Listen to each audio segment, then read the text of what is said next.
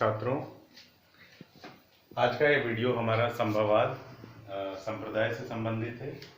संभववाद जो एक महत्वपूर्ण वाद है भूगोल का, और इसमें ऐतिहासिक शुरुआत की है जब फ्रांसीसी भूगोलवेत्ताओं ने इस बात का समर्थन किया कि भूगोल में प्रकृति के प्रभाव या नियंत्रण जो कि चला आ रहा था निश्चयवाद के द्वारा, एक पैराडाइम के रूप में चला आ रहा था कि प्रकृति मानव को नियंत्रित करती है या मानवीय क्रियाओं को नियंत्रित करती है।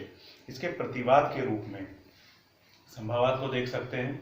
और संभववादी संप्रदाय के भूगोलवेत्ताओं ने कहा कि न केवल प्रकृति मानवीय क्रियाओं को प्रभावित करती है, बल्कि मानव भी संभावनाओं के मैग्नीट्यूड के हिसाब से, यानी संभावनाएं कैसी हैं, उन संभावनाएं यदि बहुत ज़्यादा फेवरेबल हैं तो मानव की गतिशीलता और एक्टिविज्म बहुत ज़्यादा हो जाता है।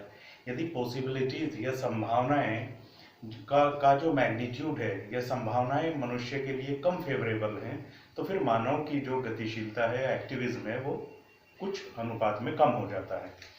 तो इसी बात का उल्लेख संभववाद में किया गया। ओवरऑल मानव की क्रियाशीलता और गतिशीलता को महत्व प्रदान किया गया। किसके विपरीत? निश्चयवाद के विपरीत। इसीलिए लिखा गया है कि निश्चयवाद का प्रतिवाद था। वाद आता है, उसका प्रतिवाद आता है। वाद कौन सा आया था? निश्चयवाद। उसका प्रतिवाद संभववाद आया था। तो संभववाद की बात करते हैं तो विश्व की विविध संभावनाओं का उल्लेख करता है। संभववाद इस बात की एडवोकेसी या वकालत करता है कि विश्व में जो हमारा ग्लोब है, ग्लोब पे सभी जगह प्रकृति मनुष्य को सिर्फ एक ही अनुपात में नियंत्रित प्रभावित नहीं करती।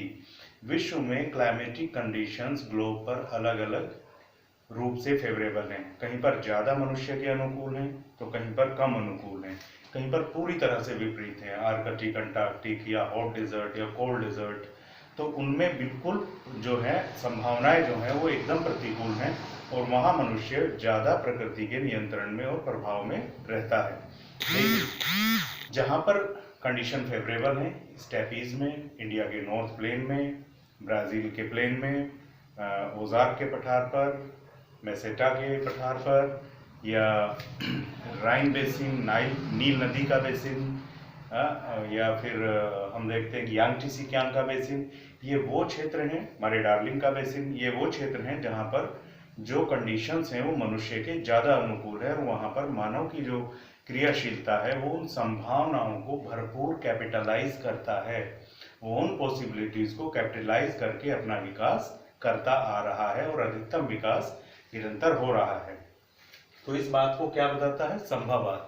संभावनाएं, जैसा कि लैपले ने भी कहा था कि कहीं कोई अनिवार्यताएं नहीं है, बल्कि सब जगह संभावनाएं हैं, और मनुष्य अपने विवेक से, दिमाग से, चिंतन से उन संभावनाओं को एनालिसिस करता है, और जहां पर उसको कम पे करना पड़ता है वहां पर वो अधिक अपना विकास करता है। जहां पर अधिक पे करना पड़ता है, लागत ज़्यादा आती है, जैसे कोल्ड डिजर्ट या फिर हाई ऑल्टीट्यूड्स में, तो वहां पर मनुष्य को ज़्यादा पे करना पड़ता है और गेन कम होता है। लेकिन जो फेवरेबल कंडीशंस वाले, अभी जैसे हमने प्लेन बताए थे, रिवर बेसिन्स, उनमें मनुष्य को कम जो है पे करना पड़ता है और गेन अधिक होता है। तो संभववाद क्या बताता है?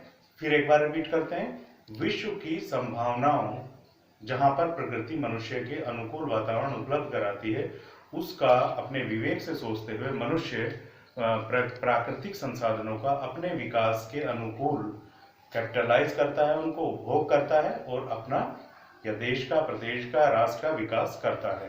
तो मनुष्य की क्रियाशीलता को इम्पोर्टेंस दिया जा रहा है किसमें? संभववाद में, जो कि निश्चयवाद के एकदम प्रतिवाद के रूप में है।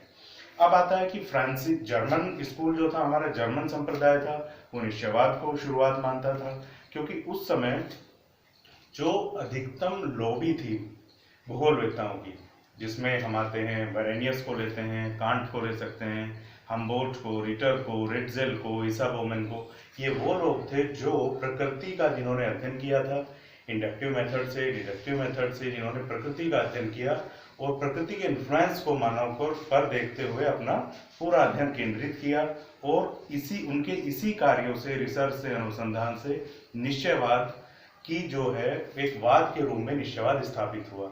लेकिन फ्रांसीसी भूगोलवेत्ताओं ने, जिसमें लैपले हैं, ब्रूंज हैं, डिमाजिया हैं, डी मार्कोनी हैं, ब्लाश हैं, महत्वपूर्ण सबसे ज़्यादा अभिलाष हैं, उनकी किताब है द प्रिंसिपल ऑफ ज्योग्राफी, 1921-22 में आई थी। विस्तार से संभववाद या विशिष्ट जीवन पद्धति के बारे में उल्लेख किया गया है।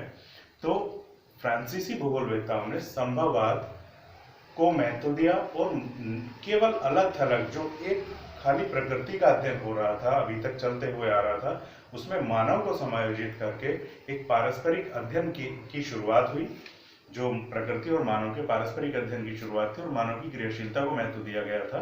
और संभववाद या पॉसिबिलिज्म कहीं पे ढूंढा गया था कि नहीं, खाली निश्चयवाद नहीं है, विश्व में विविधताएं हैं, संभावनाएं हैं और मनुष्य ने उन संभावनाओं को खोजा है अपने विवेक से, अपनी बुद्धि से, और उन संभावनाओं को कैपिटलाइज करते हुए अपना विकास किया है और अपने अस्तित्व का एक इम्पोर्टेंस को प्रूव किया है मनुष्य ने। तो ये किस शॉर्ट में हमने किस पे उल्लेख किया है? संभववाद या पॉसिबिलिज्म पे। Thank you.